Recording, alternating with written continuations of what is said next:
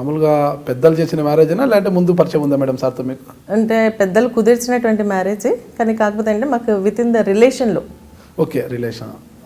ఏమవుతారు? మా బావ వరుస అవుతారా? మామ వరుస అవుతారు. అంటే మా చిన్నమ్మకి, మా మదర్ సిస్టర్కి, వాళ్ళ తోటి కోడలు వాళ్ళ బ్రదర్ అనమాట మా వారు. ఫైనల్ గా మామ మామ వరుస అవుతారు, మ్యారేజ్ చేసుకున్నారు. ఏ ఊరు మేడం మీది? స్వగ్రామం ఏది?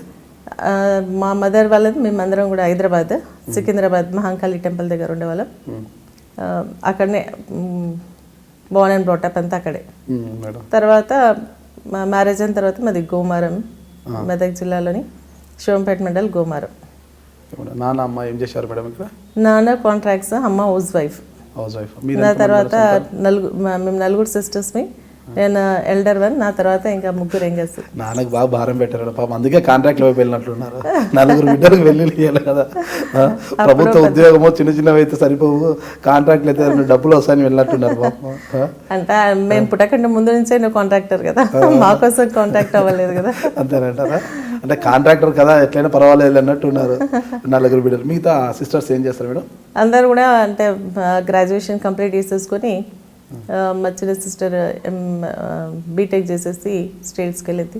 నా వెనకాల సిస్టర్ కూడా ఇక్కడ బీటెక్ కంప్లీట్ చేసి అక్కడ స్టేట్స్కి వెళ్ళి ఎంఎస్ చేయడం జరిగింది.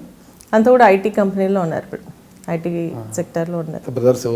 బ్రదర్స్ లేరు, కానీ మా చిన్న వాళ్ళ బాబులు ఇద్దరు ఉన్నారు. సో వాళ్ళే మా కజిన్స్ లాగా, వాళ్ళే ఓన్ బ్రదర్స్ లాగా బాగుంటుంది మేడం. అటాచ్మెంట్ కజిన్స్ కదా ఏముంది అనుకుంటుంటారు కదా. అట్లేం లేదు. నేను ఇప్పుడు ఉండేది కూడా మా చిన్నమ్మ వాళ్ళ ఇంట్లోనే. ఆ బ్రదర్స్, ఆ సిస్టర్స్ అందరి పూర్తి కోఆపరేషన్ నాకు ఉంటుంది. జాయింట్ ఫ్యామిలీ అంతా కూడా ఇప్పటికీ కూడా ఇప్పుడు కూడా జాయింట్ ఫ్యామిలీ, వసుదైక కుటుంబం. అవును. ఈ రోజుల్లో చాలా తక్కువ, కానీ మా ఫ్యామిలీని చూసి అందరు కూడా బాగా ఏంటంటే మెచ్చుకుంటారు. ఇంతమంది పిల్లలు పుట్టి ఇంతమంది పిల్లలు పెళ్ళి అవుతున్నా కూడా మీరు అందరు కలిసి ఉండడం చాలా గ్రేట్ అని చెప్పేసి. ఎంతమంది ఉంటారు మేడం మొత్తం ఇంట్లో?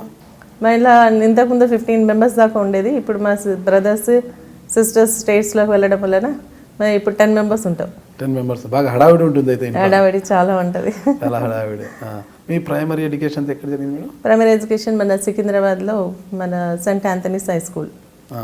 తర్వాత inter and degree Vanitha Mahavidyalaya, exhibition grounds.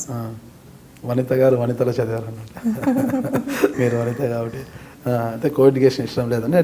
అట్లేం లేదు. అంటే ఆ కాలేజ్లో అప్పుడు మనకి ఎంతైనా ఇంత కాంపిటీషన్ కానీ లేదంటే మనకు ఈ కాలేజ్లోనే పర్టికులర్గా చదవాలి అన్నటువంటి ఏం లేదు. సో మనకు వచ్చినటువంటి మెరిట్ ఏదైతే కాలేజ్లో వస్తూ ఉంటే అప్పుడు జాయిన్ చేయడం జరిగింది. మెరిట్లో మాకు వనిత మహావిద్యాలయ ఇంటర్లో రావడం జరిగింది. అదే కంటిన్యూషన్లో డిగ్రీ వరకు కంప్లీట్ చేసాను. విద్యాభ్యాసం చేసేటప్పుడు ఏమైనా మీరు స్టూడెంట్ ఆర్గనైజేషన్లో కానీ ఏదైనా పనిచేశారా? అంటే అంత పెద్దగా ఆర్గనైజేషన్స్లో ఎక్కువ ఎస్పీఎల్గా అట్లా ఏం కూడా లేదా? లేదు, కామన్ స్టూడెంట్ అంతే. మీ మ్యారేజ్ ఎప్పుడైంది మేడం? 1999 సారీ మాది 1986. 1986లో మ్యారేజ్ అయింది మేడం. ఎక్కడ మేడం మ్యారేజ్ అయింది? ఇక్కడ హైదరాబాద్లో, మన ముషిరాబాద్లో. నాన్నవారు చేశారన్నమాట. నాన్నవారు.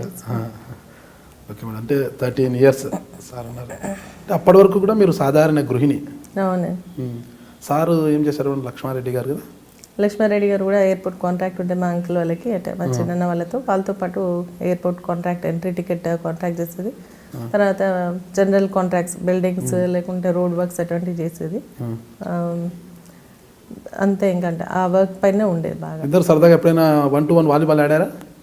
వాలీబాల్ ఆడలేదు, కానీ షటిల్ ఆడేవాళ్ళం ఇంట్లో. ఇద్దరు షటిల్ ఇంట్లో? ఇంట్లో వ్యాయామం కోసమా? జస్ట్ ఊరికే, అంటే టైం పాస్. వాలీబాల్ ప్లేయర్స్ ఎప్పుడో ఒకసారి ఆడండి అలాగే మేడం, అదొక తీపి గుర్తు ఉంటుండే కదా. ఆడలేదు అప్పటికి. దానికి టీం అవసరంగా.